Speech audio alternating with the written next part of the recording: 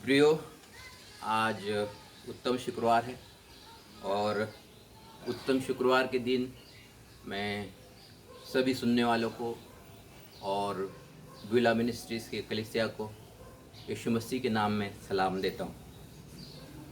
प्रियो, हमने good Friday के दिन अक्सर 7 वक्ताओं को हर एक को एक एक वचन दिया और उन वक्ताओं ने अपने अपने विचार इसके पहले प्रकट किए।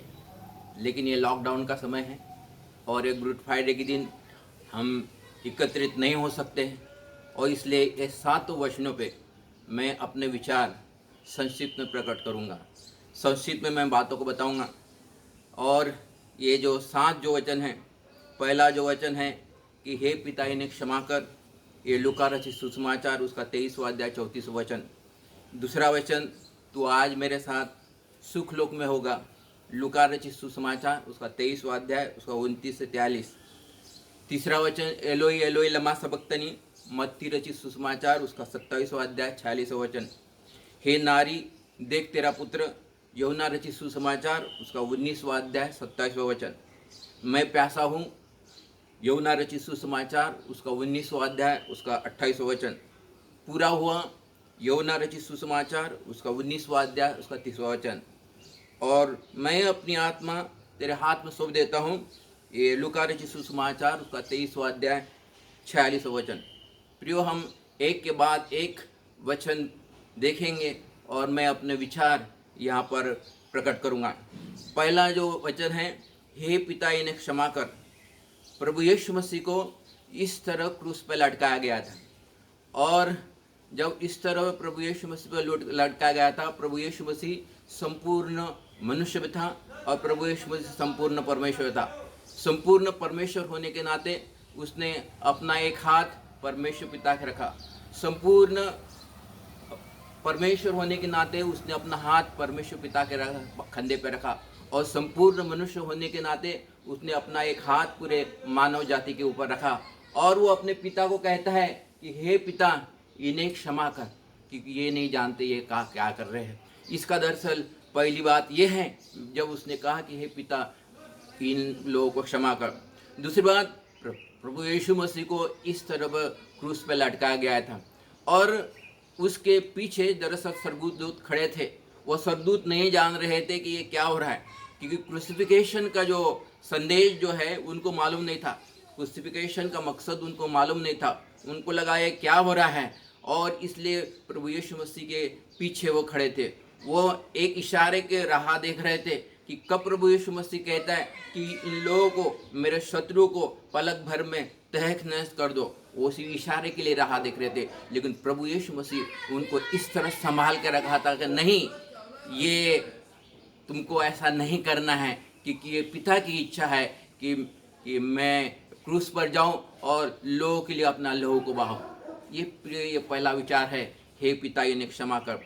दूसरा जो है, तू मेरे साथ आज सुखलोक में होगा।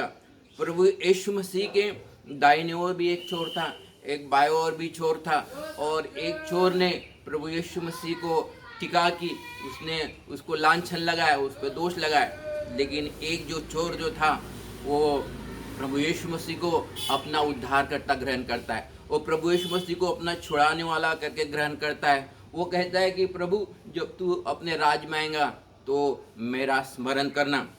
दरअसल प्रियो, इस चोर ने अपने मन में विश्वास किया कि प्रभु यीशु मसीह ये उद्धार करता है, प्रभु यीशु मसीह छुड़ाने वाला है, वो परमेश्वर है। इतना ही नहीं, लेकिन उसने मुंह से अंगीकार भी किया है कि प्रभु यीशु मसीह उद्धार करता है, प्रभु यीशु मसीह छुड़ाने वाला है, प्रभु यीशु मसीह परमेश्वर है। और उसके मन के विश्वास और मुंह के अंगीकार के अनुसार उसका उद्धार हो गया और प्रभु यीशु मसीह ने कहा कि तू आज ही मेरे साथ सुखलोक में होगा। दरअसल ये चोर को बपतिस्मा लेने के लिए समय नहीं मिला, क्योंकि मरकुस रचित सुसमाचार उसका 16वां अध्याय 16 वचन में लिखा है कि जो कोई विश्वास करता है और मन से अंगीकार करता है और बपतिस्मा लेता है उसका उद्धार हुआ है, उसका उद्धार होता है। इस चोर को दरअसल समय नहीं मिला, वक्त नहीं मिला कि वो बपतिस्मा ले सके। और प्रभु यीशु मसीह दरअसल हृदय को देखने वाला परमेश्वर है। उसने उस हृदय को देखा कि ये अभी तैयार है और इसलिए उसने कहा कि तू आज मेरे साथ सुखलोक में होगा। ये जो चोर था पूरी जिंदगी उसकी चोरी करने में, डकैती करने में, बुराई करने में चले गए। उसकी जीवन की शुरुआत बड़ी भयानक थी, लेकिन उसके जीवन का अंत कैसे हुआ? जीवन का अंत हुआ, प्रभु यीशु मसीह ने कहा कि तू मेरे साथ आज सुखलोक में होगा। प्रभु यीशु मसीह दरअसल यहाँ पर कहना चाह रहे हैं कि हमारे जीवन की शुरुआत चाहे कैसी भी हो, हमारे जीवन की शुरुआत चाहे कैसी भी हो, लेकिन उसको हम कैसे समाप्त करते हैं, कैसा फिनिश करते हैं, ये अधिक मायना रखता है। हो सकता है कि आज हमको लोग नहीं पहचानते, हो सकता है आज हम लोगों में पॉपुलर नहीं है, लेकिन ये बात प्रभु यीशु मसीह की नज़र में कुछ भी मायना नहीं रखती। वो करते हैं कि हमने शुरुआत कैसे की ये मायना नहीं रखता है, लेकिन हमारा अंत कैसे हुआ, हमने समाप्त कैसे किया, वो मायना रखता है। जैसे कि यहूदा इस्करियोत के बारे में लिखा है कि उसकी शुरुआत बड़ी शानदार हुई थी, प्रभु यीशु मसीह ने उसको चला करके नियुक्त किया था, लेकिन उसका अंत बड़ा भयानक हुआ। तो प्रभु यीशु मसीह यहाँ पे यही कह रहा है कि हमारी शुरुआत चाहे कैसी क्यों ना हो, लेकिन हम उसका अंत कैसे करते, ये बहुत मायना रखता है। ये दरअसल दूसरे वचन वाणी है जो प्रभु यीशु मसीह के हैं। तीसरा जो है एलोई एलोई लमा सबक्तनी। एलोई एलोई लमा सबक्तनी मतलब हे मेरे परमेश्वर, हे मेरे परमेश्वर तूने मुझे क्यों छोड़ दिया। एलोई एलोई लमा सबक्तनी यानी मतलब हे मेरे परमेश्वर, हे मेरे परमेश्वर तूने मुझे क्यों छोड़ दिया। इसके पहले प्रभु यीशु मसीह ने कभी भी परमेश्वर पिता को हे मेरे परमेश्वर, हे परमेश्वर नहीं कहा। वो हमेशा परमेश्वर को अपना पिता ही कह के पुकारता था, लेकिन इस वक्त उसने कहा कि हे मेरे परमेश्वर, हे मेरे परमेश्वर तूने मुझे क्यों छोड़ दिया। क्योंकि प्रभु यीशु मसीह ने पूरे संसार का पाप अपने ऊपर लिया। जो पाप नहीं जानता था वो पाप बना, और परमेश्वर पवित्र है, पवित्रता था और पाप का मिलन नहीं हो सकता। इसलिए परमेश्वर ने कुछ समय के लिए अपना चेहरा प्रभु यीशु मसीह से हटा लिया था, और इसलिए प्रभु यीशु मसीह ने कहा कि हे मेरे परमेश्वर, हे मेरे परमेश्वर तूने मुझे क्यों छोड़ दिया। दूसरी बात है कि प्रभु यीशु मसीह ने ये शब्दों का इस्तेमाल किया है कि एलोई एलोई लमा सबक्तनी। एलोई एलोई लमा सबक्तनी दरअसल ये आरामी भाषा है।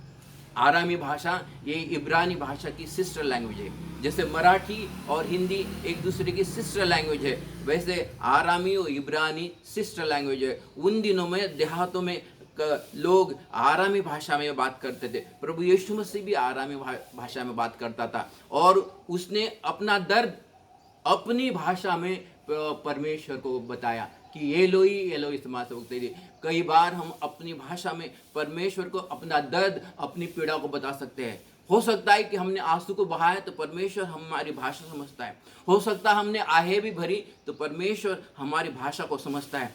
प्रभु यीशु मसीह यहाँ पर यही कह रहा है कि हमारी भाषा कोई क्यों ना हो जिससे हम अपनी पीड़ा को परमेश्वर को पहुँचा सकते हैं, वो अपनी भाषा और जो भी हो, चाहे आहें भरना हो, चाहे आंखों से आंसू बहते हैं, परमेश्वर को समझता है।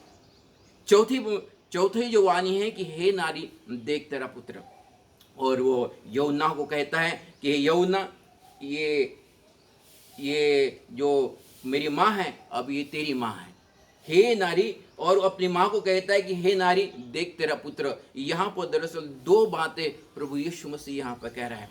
नारी का दो मतलब यहाँ पर होते। नारी का मतलब होता है उसकी माँ। प्रभु यीशु मसीह ने अपनी माँ की जिम्मेदारी और यूहन्ना को सौंपी। प्रभु यीशु मसीह जब छोटा ही था तो उसके सांसारिक पिता की मृत्यु हो जाती है और पूरे घर का जिम्मेदारी उसके ऊपर आ जाती है, और बड़ी बखूबी से प्रभु यीशु मसीह अपने घर की जिम्मेदारी निभाता है। लेकिन अभी जब वो क्रूस पर है उसने वो जिम्मेदारी को उसने ये नहीं किया, ठुकराया नहीं, जिम्मेदारी को उसने भूल नहीं गया, लेकिन उसने वो जिम्मेदारी को अपने जो यूहन्ना को उसे सौंपा। उसने कहा कि आज से तू मेरे माँ की जिम्मेदारी लेना। और बाद में ऐसा लिखा है कि उसके बाद यूहन्ना उसके माँ के साथ रहा और उससे जिम्मेदारी को निभाया। हे नारी का मतलब होता है कि उसकी माँ। हे नारी का दूसरा मतलब नारी दरअसल कलीसिया को भी दर्शाता है। प्रभु यीशु मसीह ने पतरस को कहा कि तू चट्टान है और ये चट्टान पे मैं अपनी कलीसिया बनाऊंगा और ये अधोलोक के बाटक इस पर प्रकट नहीं होंगे। और प्रभु यीशु मसीह ने यूहन्ना को भी कहा कि ये तू कलीसिया को जिम्मेदारी ले। दरअसल प्रभु यीशु मसीह यूहन्ना को कह रहा है कि पतरस के साथ कलीसिया को संवारने की जिम्मेदारी में तू भी उसका सहकार्य करना, तू भी उसको मदद करना। और इसलिए जब भी यूहन्ना, पतरस और याकूब तीनों को दरअसल कलीसिया को खंबे कहा जाते हैं। और जब भी ये लोग बाहर जाते थे, जब भी प्रचार करने जाते थे, तो हमेशा यूहन्ना और पतरस साथ में रहते थे। तो यहाँ पर ये नारी का मतलब होता है माँ, और ये नारी का मतलब है कलीसिया। यहाँ पर दो संदेश प्रभु यीशु मसीह यहाँ पर दे रहे हैं। पांचवी बात, वो कहता है कि मैं प्यासा हूँ। प्रभु यीशु मसीह को शारीरिक प्यास लगी थी। सुबह, शुक्रवार को सुबह 1 बजे से लेकर तो दोपहर को 12 बजे तक प्रभु यीशु मसीह को एक जगह से दूसरी जगह से तीसरी जगह धक्के मार मार के लेके जा रहे थे। पहले जो गेत्समनी की बाग है वहां से प्रभु यीशु मसीह को लाया गया, तो कैफा का ससुर था, उसके घर लाया गया। कैफा के ससुर से फिर पिलातुस के घर लाया गया। पिलातुस के घर से उसको हेरोदोस के मैंशन के पास लेके गया। हेरोदोस ने उसे वापस भेजा और फिर पिलातुस के यहाँ भेजा गया। पिलातुस ने फिर से उसको कोड़े मारवा कर फिर से गोलगोता भेजा गया। इस तरह उसको धक्के मार मार कर उसको पहुंचाया गया। और दरअसल उसके पहले उसको कोड़े में मरवाए थे, लहू बह रहा था और उसको डिहाइड्रेशन हुआ था। वास्तविक प्रभु यीशु मसीह को शारीरिक प्यास भी लगी थी। प्रभु यीशु मसीह को शारीरिक प्यास लगी थी, लेकिन उसके साथ साथ उसको और भी एक प्यास लगी थी, जिसका जिक्र यूहन्ना रचित सुसमाचार उसका 4 अध्याय में किया है। 4 अध्याय में क्या है कि प्रभु यीशु मसीह और उसके चेले थक कर एक सामरी गांव के बाहर खड़े थे, और प्रभु यीशु मसीह को भूख भी लगी थी और प्यास भी लगी थी। तो चेले कहने लगा कि प्रभु तू यहाँ पर रुक, हम शहर में जाते हैं और हमारे लिए भोजन और पानी को लेके आते। और चेले लोग भोजन और पानी को लाने के लिए चले जाते। उतने में एक सामरी स्त्री आती है, और सामरी स्त्री वहाँ पर आने के बाद जो पानी भरने लगती है, तो प्रभु यीशु मसीह कहता है कि मुझे पीने को पानी दे। और वो स्त्री कहती, मैं तो सामरी है, तू तो यहूदी है, तू मुझसे कैसे पानी मांग रहा है। दरअसल वो सामरी स्त्री को कह रहा है कि तू नहीं जानती तू किससे बात कर रही। अगर जानती कि किससे बात कर रही तो तू खुद मुझे पानी मांगती, तो मैं तुझे वो पानी देता जो तेरे एक सोता उमड़ेगा और जीवन भर वो अनंत काल के लिए, अनंत जीवन के लिए उमड़ता रहेगा। तूने मुझे पानी मांगना चाहिए। और वो स्त्री के साथ उन्होंने बहुत सारी बातचीत की। वो उसके अपने वर्तमान जीवन के बारे में भी बताता है कि तुझे 5 पति हो चुकी है, और जिस व्यक्ति के साथ तू पुरुष के साथ रहती है वो भी तेरा पति नहीं है। और वो पहचान लेती है कि ये मसीहा है। और वो गांव में चली जाती है, और गांव में चले जाने के बाद लोगों को बताती है, देखो मैंने मसीहा को कुएं पर देखा है। जब वो गांव में चले जाती है तो वो उतने में उसके चेले आते हैं और भोजन और पानी को लेके आते हैं। और प्रभु यीशु मसीह को कहने लगते हैं कि प्रभु तू भी खा ले, पानी पी ले। तो प्रभु यीशु मसीह ने कहा कि मेरे खाने का और पीने का इंतजाम हो गया। दरअसल पीना इस बात को दर्शाता है कि उसको आत्माओं की प्यास भी लगी थी। उसको शारीरिक प्यास तो लगी थी, लेकिन आत्माओं की प्यास लगी थी। और मैं प्यासा हूँ, इसके ऊपर एक परमेश्वर का दास है, उसका है नाम तिलक, और वो ब्राह्मण पंडित था, और उसने प्रभु यीशु मसीह को अपना उद्धारकर्ता ग्रहण किया। और उसने मैं प्यासा हूँ पे एक कविता मराठी में लिखी है। वो कहता है कि नको कुवेचे नको नदीचे अनिल जरी कोणी, पानी द्या पानी तृषित में। वो कह रहा है कि प्रभु यीशु मसीह कह रहा है कि मैं प्यासा हूँ, लेकिन पानी तो ऐसा लेके आओ ना तो कुएं का हो ना तो नदी का हो। इसका मतलब प्रभु यीशु मसीह को आत्माओं की प्यास लगी थी। ये 5वां वचन प्रभु यीशु मसीह ने क्रूस पे कहा। 6वां वचन पूरा हुआ। प्रभु यीशु मसीह ने जो कहा ये पूरा हुआ, बड़े ऊंचे आवाज से कहा कि ये पूरा हुआ। ऊंची आवाज विजय को दर्शाता है।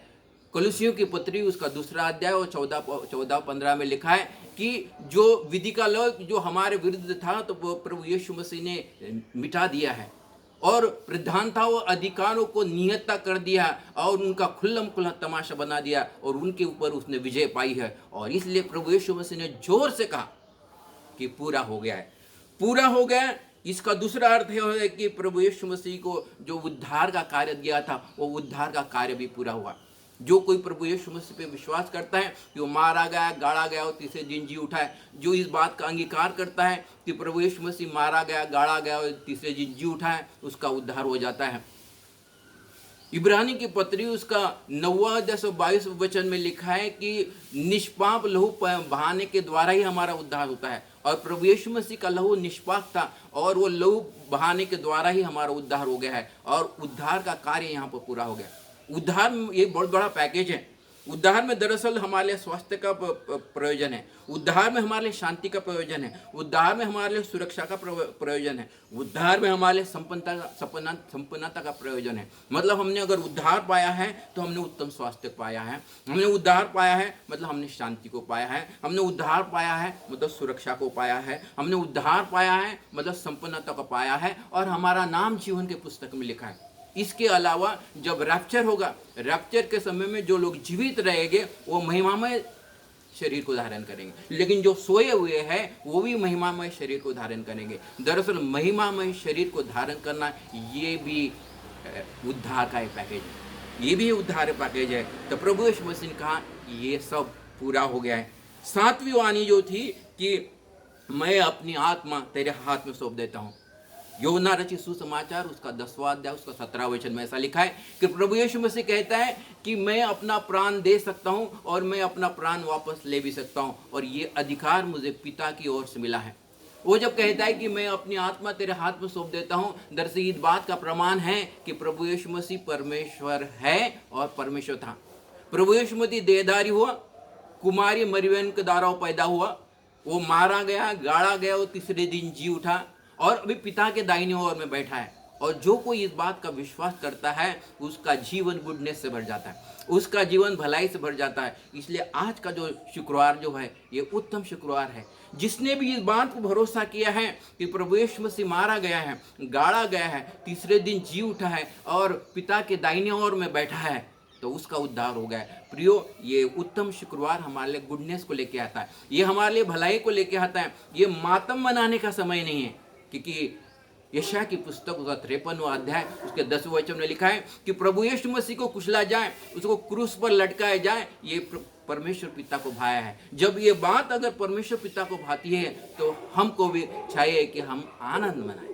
ये मातम मनाने का दिन नहीं, लेकिन ये हमको खुशी मनाने का। इसलिए लिखा है कि गुड फ्राइडे का मतलब है इस दिन से हमारे जीवन में गुडनेस को आया है। प्रियो, ये 7 जो वाक्य जो है 7 वक्ता बोलते थे और हर एक वक्ता को 10 या 12 मिनट दिया जाता था और तकरीबन 1.5 घंटे में 7 वक्ता ये बात करते थे। लेकिन ये लॉकडाउन का समय है और इतना समय हम नहीं ले सकते और इसलिए मैंने संक्षिप्त में इस वचन के बारे में आपको बताया है। और मैं समझता हूँ, विश्वास करता हूँ कि वचन के द्वारा जो मैंने अपने विचार प्रकट किया है, ये विचारों के द्वारा आपको आशीष मिली होगी। परमेश्वर आपको आशीष दे।